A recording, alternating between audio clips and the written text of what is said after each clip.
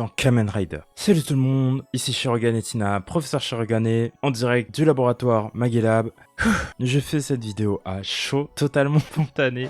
Je sais même, moi, pas même par où commencer, mais de quoi en parler. Récemment, il y a eu pas mal de débats tumultueux par rapport à la place de la femme dans Kamen Rider sur Twitter. Il y aurait eu des discussions par rapport au fait que ça serait chouette d'avoir beaucoup plus de personnages féminins, de riders féminines dans Kamen Rider simplement, qu'elles aient une place un peu plus importante. Malheureusement, la réponse était plutôt négative à ce sujet-là. C'était plutôt Kamen Rider est une licence pour les garçons. Si tu veux des personnages féminins, regarde Precure. La réponse est assez sec et assez vache. Je pense pas que c'était la meilleure façon de répondre par rapport à un sujet qui m'a l'air plutôt complexe. Ça mélange un peu tout. Bref.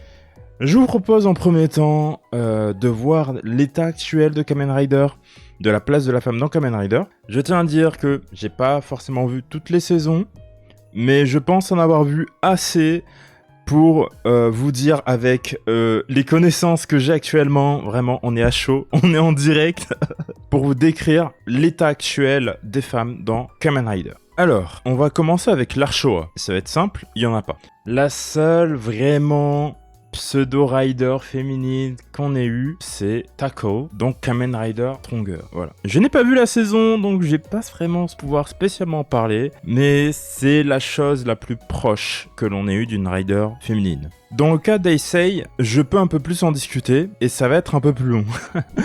Je trouve que dans Eisei, les personnages féminins ont vraiment une très très grande importance, même si très peu sont des riders, et ne sont malheureusement beaucoup relégués qu'au rang de sidekick et rien d'autre. Même si je trouve que certaines saisons, elles sont d'excellents sidekicks, comme par exemple dans Kamen Rider Kuga ou dans Kamen Rider Agito. Je trouve que ces deux-là sont incroyables, mais bon, malheureusement, ça s'arrête. Pour parler des riders féminines que l'on a eu dans cette période-là, commençons avec le commencement. Kuga, c'est simple, il n'y en a pas. Agito, c'est assez compliqué. Pour Agito, on aurait pu avoir une potentielle rider féminine. Le problème, c'est qu'elle est morte. Voilà, elle est morte. Elle est morte dans le process. Qu'est-ce qui s'est passé ? Simplement, le concept d'Agito, c'est que un groupe de personnes ont reçu une bénédiction. Ils ont reçu des pouvoirs surnaturels. Certains ont été capables de les éveiller, d'autres non. Beaucoup, dans le cours de leur réveil de leurs pouvoirs surnaturels, ont pris peur de ces pouvoirs-là, ne pouvant pas les maîtriser, et ils se sont... Voilà. Et c'est le cas de cette première rider féminine. Qu'est-ce qui se serait passé si elle aurait pu se transformer en Kamen Rider? Vous aurez la réponse dans le manga Kamen Rider Kuga. Allez le lire, il est sympathique. Mais dans les films de Kamen Rider Ryuki épisode final, on a un nouveau personnage inédit dans ce film, Miho Kirishima, qui va pouvoir se transformer en Kamen Rider femme. Et c'est officiellement la première rider féminine. Bon, ça fait très longtemps que j'ai pas vu le film, mais il me semble pas qu'elle ait une super implication de super choses non plus. Mais au moins l'intention est là, elle est super cool, elle a un design. Elle s'appelle Kamen Rider Femme, probablement parce que c'est une femme. Et j'attends encore le prochain rider Kamen Rider Homme avec impatience. Blague à part, je trouve que l'initiative est déjà là, même si c'est dans un film. Bon, elle est là. Par contre, s'il vous plaît, c'est mon main, donc Kamen Rider Climax, Super Climax Heroes, n'y touchez pas, hein, voilà, sinon je vous tape. dans le jeu. On passe à FaZe. Alors FaZe nous a fait pas mal de frayeurs, notamment dans le premier épisode où on voit une des personnages principales, Marie, qui est sur le point d'équiper la ceinture. Bon, on s'est fait troller, ça marche pas. Et c'est Takumi qui va l'utiliser juste après. Mais plus tard dans la série, un nouveau rider apparaît, Kamen Rider Delta. Durant ses premières apparitions, personne ne sait qui est derrière ce rider. Mais la seule chose que l'on sait, c'est qu'il est incroyable, il est super fort, il arrive vraiment à tenir tête aux Orphenoch que nos personnages actuels n'arrivent pas à battre. Donc c'est vraiment un personnage qui a fait ses preuves et qui est vraiment balèze en fait. Et en plus, Delta, absolument stylé. Au fur et à mesure qu'on avance dans les épisodes, on découvre qui est l'utilisateur de Delta. Saya Kimura. Alors, elle est incroyable, elle est super cute, vraiment, la meuf est super incroyable. On peut se dire que, super, ok, au final c'est Saya Kimura qui va devenir Delta, qui va être une incroyable alliée et qui va nous suivre tout le long de la série. Elle meurt, elle se fait tuer, voilà. Elle meurt, c'est tout. Elle meurt. Elle n'a même pas eu le temps de se transformer à nouveau. Elle meurt. Malheureusement, on a eu des scènes incroyables comme avec le Jet Slinger. 3, 8, 2, 1. Oh là là là là, la scène avec le Jet Slinger. On n'aurait peut-être pas pu la voir si elle était en vie. Non, mais ça, je sais pas si je vais le garder dans la vidéo. Mais bon, tout ça pour dire que dans cette partie-là de Kamen Rider, on a eu des prototypes de Kamen Rider féminines, mais qui, aussitôt on savait qu'elles existaient, aussitôt elles étaient mortes et enterrées. Et je trouve que rien que ces deux-là, je ne compte pas Femme, parce que bon, même si Femme vient d'un film, voilà, elle a eu son moment de gloire, elle est chouette, et elle est dans le jeu, voilà. Je trouve vraiment que rien que pour ce début-là, c'est pas incroyablement chouette. Mais bon, continuons, on a encore pas mal de choses à raconter. Je vais pas vous mentir que la suite, il n'y a pas vraiment eu d'autres Kamen Rider féminines. Je peux penser à Kamen Rider l'arc du film Kamen Rider Blade, mais je pense, bon, au moins elle existe. On va juste dire ça, au moins elle existe. Dans les séries qui suivent, la présence des Kamen Rider féminines se fait un peu plus rare. Alors, on en a une rapidement dans Kamen Rider Kiva, mais ça fait très longtemps que je l'ai vue, donc je n'aurai pas de commentaires sur ça, malheureusement. Dans mes souvenirs, il y en a une dans Game. C'est pas une saison que j'ai vue, mais je sais qu'elle existe. Il y en a une dans X-Aid. Et il me semble que c'est un personnage principal assez important, je dirais. C'est pas une saison que j'ai vue. Et puis, il y a aussi Kamen Rider Tsukuyomi, qui, il me semble, est aussi un personnage assez important, même si je n'ai pas vu la série. Donc, ce que l'on peut constater déjà pour Heisei, c'est que malgré les débuts assez compliqués et la présence vraiment ponctuelle des riders féminines, il aura vraiment fallu attendre la fin d'Heisei pour vraiment avoir un peu plus de riders féminines, donc dans X-Aid ou dans Zio. Dans l'ère Reiwa, ça change. On arrive avec Zero One et d'emblée, on a Yua Yaiba. Pour ceux qui ne sont pas au courant, j'adore Yua Yaiba. C'est mon personnage préféré de Zero One. Elle est vraiment incroyable. Bien que ça soit pas une rider secondaire, c'est une rider que l'on voit du début jusqu'à la fin. C'est un personnage avec un rôle important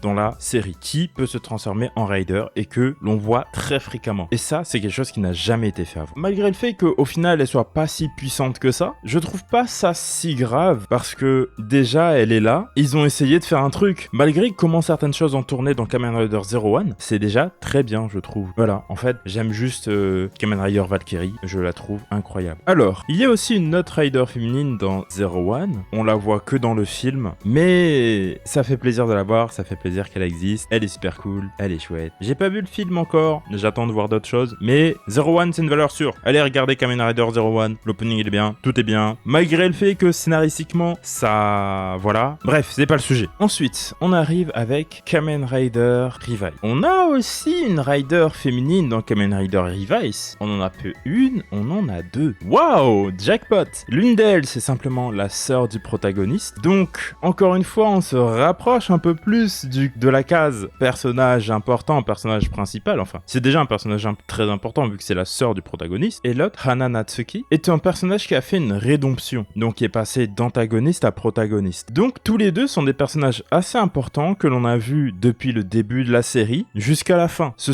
ne sont pas des personnages temporaires, ce ne sont pas des personnages qui n'ont été là que 3 épisodes et puis après sont morts, non. C'est des personnages qu'on a vus évoluer petit à petit dans la série du début jusqu'à la fin. Donc encore une fois, c'est super bien. Je me rends compte que j'ai oublié Saber, mais c'est en fait parce que malheureusement la rider féminine de Saber est, je trouve, pas si bien que ça, comparé à ce que l'on a dans Revice ou bien Zero One. Mais au moins elle est là, elle est cool, franchement, moi j'ai aucun problème avec elle. Voilà, je m'attendais un peu plus, mais bon, c'est pas très grave. Malheureusement, je n'ai pas vu les autres séries Reiwa hormis l'actuelle Z, donc je ne peux pas vraiment parler de ce qui s'y passe. J'ai entendu parler d'une certaine Majad, je ne sais sais pas si elle est si importante que ça, mais apparemment je pense qu'elle est importante. Donc déjà, ça en fait une de plus. Et puis en plus de cela, après Kamen Rider Revice, ils ont fait une sorte de série spéciale uniquement dédiée aux Kamen Rider féminines. Donc ce sont des spéciaux. Il y en a 4 au final, dont le premier est divisé en plusieurs épisodes. Kamen Rider Jan et Kamen Rider Aguerella with Girl Remix, Kamen Rider Majad with Girl Remix in Halloween Party, and Kamen Rider Heinz with Girl Remix. Les 4 ont la particularité d'avoir un casting uniquement féminin. Que des Kamen Rider féminines que l'on a vu dans le passé, dans Kamen Rider, et certaines originales, comme Kamen Rider Heinz. L'initiative sur le papier est très intéressante, c'est vraiment chouette. Le problème, c'est que c'est plus une série fanservice qu'autre chose. Personnellement, j'ai passé un bon moment. J'ai passé un bon moment devant Jeanne et Aguerella War Girl Remix. Mais c'est vrai que, sachant tout ce qui a été fait par le passé avec les personnages féminins dans Kamen Rider, on aurait pu s'attendre à mieux. Comme je l'ai dit tantôt, il y a des personnages féminins qui sont vraiment incroyables. Et au final, là, c'est un peu juste, je dirais, un potentiel gâché, entre guillemets. Malheureusement, j'ai pas vu les séries qui sont sorties après Revice. Donc, Gitz, Gotthard, Gav, et c'est tout en fait. Gitz, Gotthard, Gav. Mais je regarde actuellement, même si j'ai un petit peu de retard, Kamen Rider Z. Du coup, pour résumer, dans l'ère Showa, on a Tackle. Dans la Heisei, on a quelques riders par-ci par-là, beaucoup de prototypes qui sont restés très peu d'épisodes avant de mourir juste après, puis après des riders dans des films et certaines temporaires, pour finir avec des riders qui ont une place un peu plus importante vers la fin de Heisei. La Reiwa continue sur la lancée de la fin de la Heisei avec des personnages féminins qui sont un peu plus présents dans la série et ça progresse uniquement petit à petit de série en série. Globalement, on peut dire que Kamen Rider progresse petit à petit pour avoir des personnages, des riders féminines un peu plus souvent, un peu plus présents. Maintenant, ce que j'en pense. Bon, désolé, je sais pas combien de temps cette intro sur l'état des lieux de Kamen Rider va durer, mais c'était important pour comprendre de quoi on parle et de quoi il s'agit. Maintenant, ce que j'en pense. Est-ce qu'il faudrait plus de riders féminines dans Kamen Rider? Je trouve personnellement que ce qui a été fait avec Jeanne, Aguerella ou Valkyrie sont des choses qui peuvent être refaites et des choses qui peuvent être améliorées. Ce sont des bonnes bases pour continuer avec des personnages, des riders féminines un peu plus présentes dans la série. Est-ce qu'il devrait y en avoir plus? Est-ce qu'ils doivent complètement remplacer le rider masculin? Je n'irai pas jusqu'à là. Je ne pense pas. Je ne pense pas parce que Kamen Rider, malgré tout, a une certaine identité et c'est fait pour un certain public. Je pense qu'il est important quand même d'être en accord avec le fait que un produit, une œuvre est fait pour un public spécifique. Et dès que certaines choses dérivent de ce public cible, les conséquences se feront ressentir malheureusement par probablement moins de visionnage ou moins d'achats, qui sait. Donc je pense que se poser la question, se demander est-ce qu'on peut pas avoir des riders féminines plus souvent dans Kamen Rider? Je pense pas que ça soit une mauvaise question. Je pense pas que forcément ça soit une mauvaise initiative, vu que ça a déjà été fait et personnellement j'ai passé un très bon moment. Je pense que voilà. Je pense que ça peut être mieux fait parce que ils ont le potentiel de faire des personnages féminins qui sont très bien écrits et super bien. Et je me dis que vraiment personnellement, on est vraiment à ça, vraiment. Juste d'avoir une rider féminine déjà en tant que rider secondaire. Ça serait bien, ça serait chouette. Est-ce que jusqu'à là, à supprimer le rider principal que oui, il doit plus être un homme? Non, on ne dit pas ça. Je ne dis pas ça. Est-ce qu'on doit supprimer les hommes de Kamen Rider? Non plus. Est-ce que Girl Remix doit être refait avec une meilleure écriture? Oui, totalement. L'initiative est bien. Après, pareil. Je pense que Girl Remix peut garder son fanservice. Personnellement, moi, c'est pas quelque chose qui m'a dérangé. Avec un peu plus d'écriture, ça peut être parfait.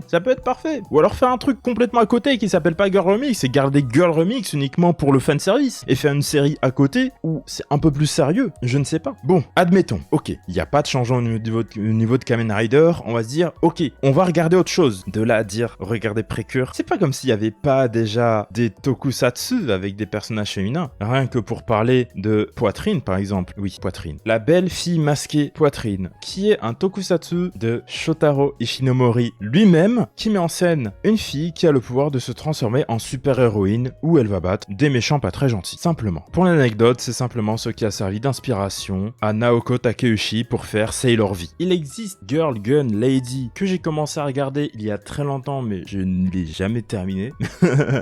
J'ai juste vu un épisode. C'est sympathique. Après, est-ce que je suis la meilleure des personnes pour juger? Je ne sais pas. Mais ça se regarde, je dirais. Et pour finir, il y a la série des Girl Heroines, qui est une série de Tokusatsu qui met en scène des Magical Girls. J'ai pas vu non plus. Mais ça fait très longtemps, je sais qu'elle existe. J'avais déjà regardé des épisodes un peu comme ça. Personnellement, ça n'a pas trop été mon truc. Un peu eu du mal. J'ai essayé de revoir il y a pas très longtemps. Ça a un peu mieux passé. Je crois que j'ai vu une série différente, une saison différente. Mais voilà. Donc bien qu'il y en ait peu, il existe des séries avec des personnages féminins. Je vous en ai dit 3 par exemple, mais il y en a un peu plus. À l'instant même, je viens de penser à Lady Battle Cup, qui lui est pour le coup super bien. Je vous le recommande vraiment si vous avez un petit peu de temps. C'est un petit long métrage qui est vraiment chouette à regarder. Simplement, c'est Robocop japonais, sauf que c'est une meuf. Résumé comme ça, c'est très grossier, je suis désolé, mais c'est super bien, c'est incroyable. Lui pour le coup, j'ai passé un excellent moment à le regarder, et un jour je vous en parlerai. Un jour, je vous le promets, un jour je vous en parlerai.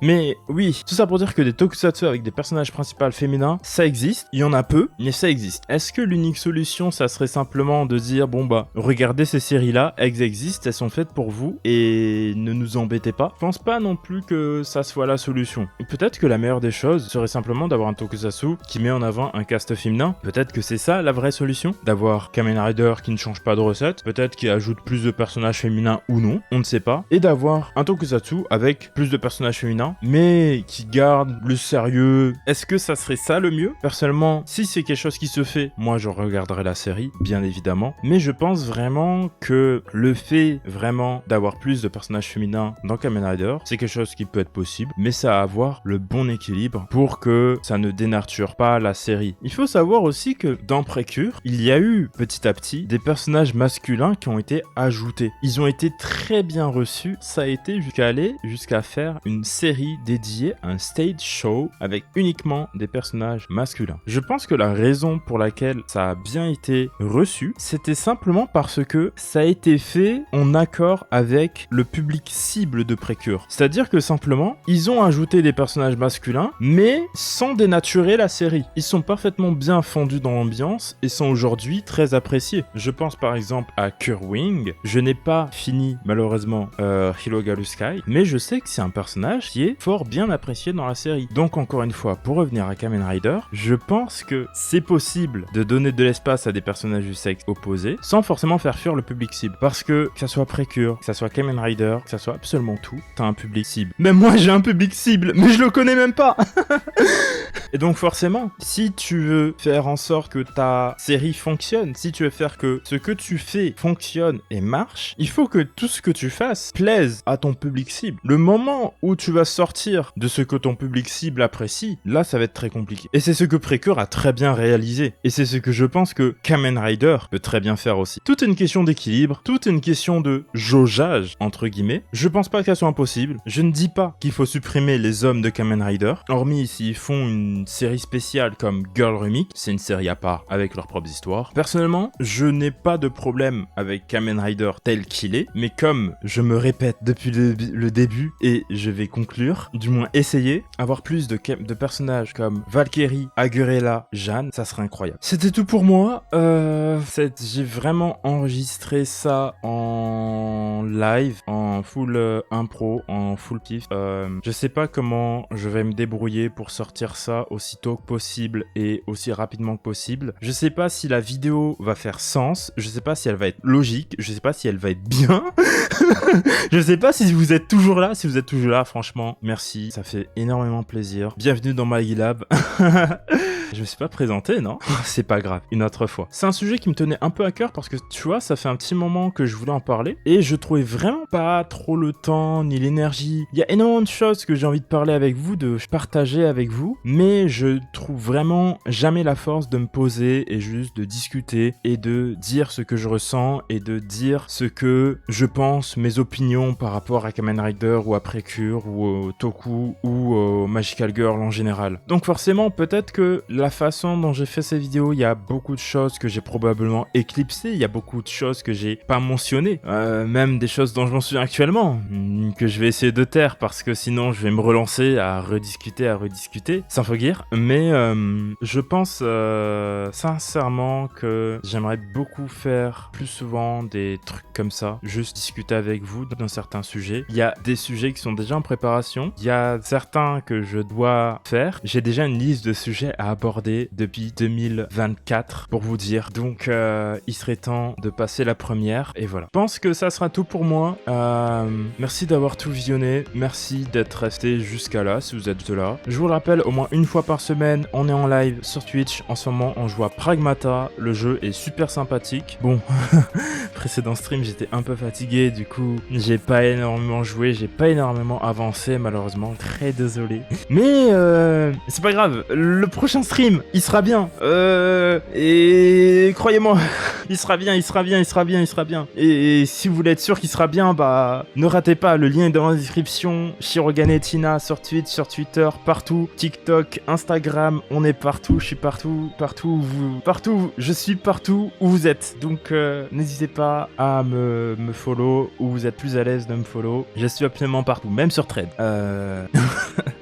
Donc voilà, ça sera tout pour de vrai, c'est bon, c'est tout, j'ai fini mon yap, voilà. Du coup, sur ce, je vous dis bonne soirée, bon après-midi, bonne matinée, peu importe le temps, peu importe quand vous me regardez. Ciao, bye bye bye bye bye bye.